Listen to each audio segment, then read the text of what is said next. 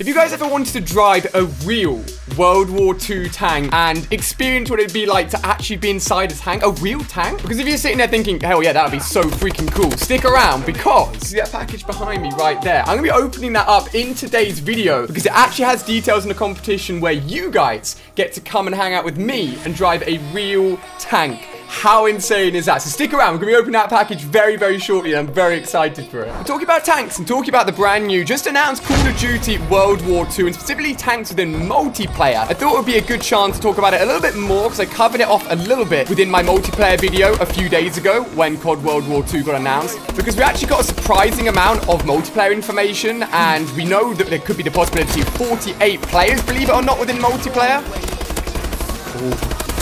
Oh man, this game is fun. And when I talked about tanks being within multiplayer for World War II, there was definitely some really split opinions. I wanted to talk about it a little bit more and just really get your thoughts on it because it hasn't been done in a Call of Duty game in a while, but there's been a lot of art assets and a lot of pictures of tanks specifically within World War II, and talk that perhaps it would be coming back to multiplayer in COD for the first time in a very long time. Now, if you're talking about vehicles in Call of Duty World War II, you could throw in planes as well and just really go out there and be like, throw in all the vehicles into multiplayer. Why not? If you're going to try and add in tanks, why not add in planes, for example? Now, I don't know. It could happen. I'm not going to say it isn't going to happen. Planes seemed probably a little bit of a further shout than just tanks. And I say that mainly because the emphasis of boots on the ground. And although tanks is definitely not standing on the ground, you're in a freaking vehicle. You're also not flying a million miles in the air like you would be in a plane. So let's just focus on tanks for the moment, okay? Now, just in case you guys are wondering, this is the last game that Sledghammer Games made. They are the guys making Call of Duty World War II, and their game World War II is going to be nothing like this. This is futuristic,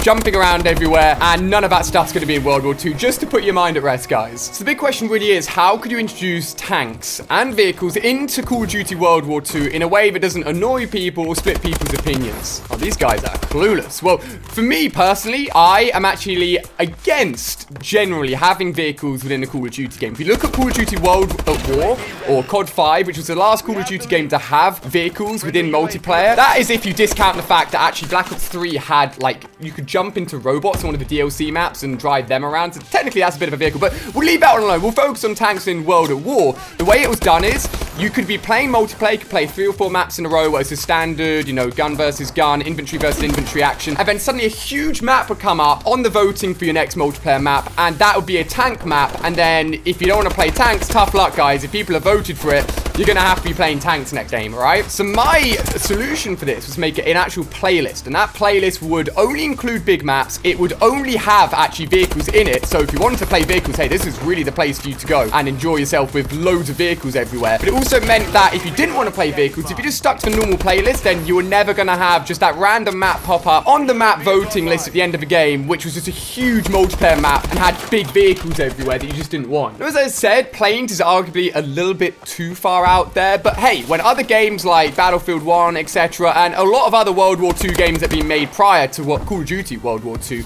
have included vehicles both of the tank nature and also of the plane nature. And when Sledghammer Games have gone out and said they really want to revolutionize Call of Duty World War II as a World War II shooter, if you're just going to keep all the action on the ground, you don't really have that much room for improvement. You know what I mean? It's just going to be another boots on the ground shooter. So arguably they've got to go there. Arguably they've got to try and throw things in like tanks to really switch up the game and just really put their mark on the World War II genre and be like, yo, this is us doing our thing. You know what I mean?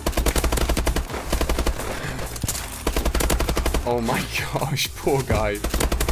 So then, this is where the question comes in. I'm going to throw it at you guys. What do you reckon? Would you rather see Call of Duty World War II just completely focus on boots on the ground action with no focus at all on any vehicles of any size, be it tanks, be it planes, be it anything? Or do you think, you know what, Ali, you're right. They want to put their own stamp on a World War II game. They need to try out vehicles. And you know what? Its own separate playlist for tanks could be very fun indeed. Let me know down below, because I think it's definitely an interesting topic with a lot of split opinions. However, I did say to you guys, we've got a very cool package back there to allow some of you guys, that is right, one of you guys at home, to go on your own tank experience. How nuts is that with me? So let's go take a look. I haven't actually had a look inside this yet. I just know what it is about. So, even Evie's getting excited. Let's take a look.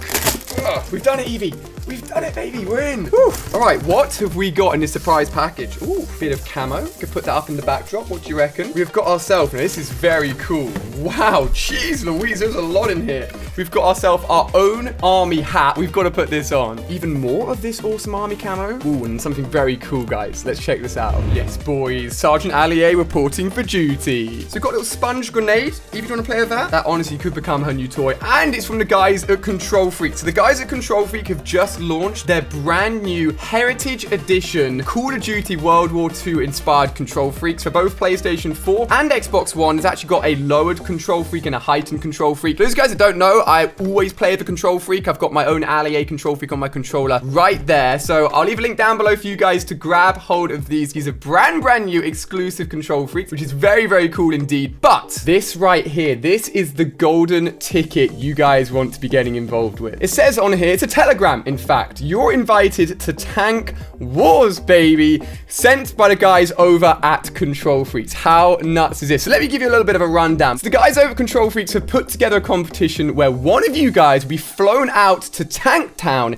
USA, with myself to come and actually drive real freaking tanks. How nuts is that? It'll be an all-paid experience with me and you guys getting involved with something that will be so cool. I will obviously be vlogging the trip and sharing it with you guys once it happens, just in case you unfortunately do not win. But I'll leave a link down below in the description to let you guys know how you can get involved. All you got to do is follow a few steps. Each time you enter, you'll be giving yourself an extra chance of winning this competition, and it will be held open until May the 10th. So that's the final deadline, guys, so make sure you're getting involved prior to that, and then we'll be contacting the winner, and one of you will be coming and driving a tank with me, baby. How nuts is that? But the winner won't just be getting a tank experience, he'll also be getting his own Elgato gaming headset, loads of Control Freaks, also runner-up prizes as well. So get involved, guys. Check out the link down below in the description. Also check out, where have they gone? These bad boys right here. I'm actually going to give them a go right now and put them on my controller and see how they rock, because I have so many Control Freaks. I always like to try out the new ones. So hope you guys have really enjoyed this video. Let me know down below, what do you think about tanks being possibly added into multiplayer in Call of Duty World War II? Do you think it's a good idea? Do you think they should just stay clear of it and stick with only boots on the ground, nothing beyond that point? And also get involved in the competition, because it is such a crazy prize. So guys, thank you so much for watching. You've been amazing. I love all of you so much, and I'll see you guys tomorrow as always with another brand new video. Thank you for watching.